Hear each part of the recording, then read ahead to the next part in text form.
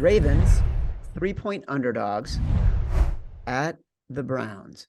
We whiffed on the Browns. I should say last week, the games we would have had the Browns at +6 against the Bengals. We probably would have had the Lions 2.5, the Jags 4, the Niners 3.5, the Chargers 5. So those would have been the 5. The Browns would have been the game that we lost.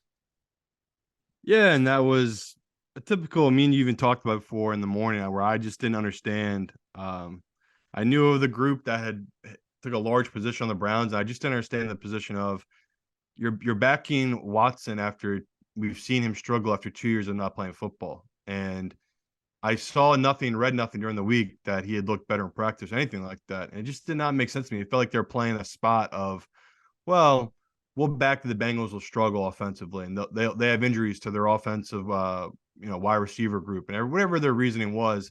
And I just didn't get it. And I kind of blindly followed them because I like Cleveland that spot of, yeah, I could see them playing this game close. But that was just crazy. That was one of their biggest bets of the year. It is just bizarre. These people fall in love with certain games, certain picks. So, yeah, we saw that game go from 6 down to 4. We had 6.5 in the contest. It was just going to be really hard to avoid that one where I knew the guys who made the bet, respect their opinion, got where they were coming from. But Watson, he's been bad. So looking at this matchup here, yeah, I want to take Watson. I want to take the Browns. That's where the value is.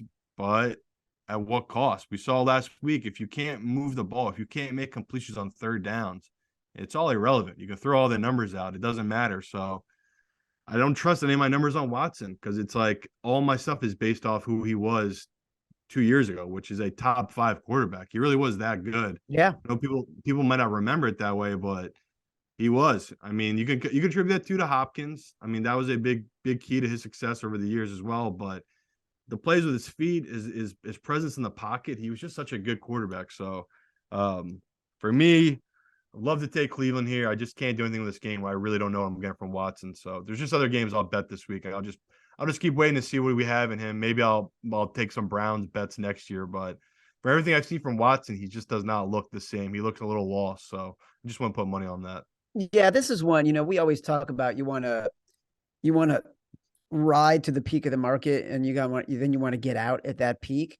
And I think we've been trying to play the Browns as we believe the value in the market was on them because of Watson. And I don't feel like I need to keep betting on Watson because I'm expecting him to get better in this game. Like I can wait. Like I can pass on this one. Yeah, me as well.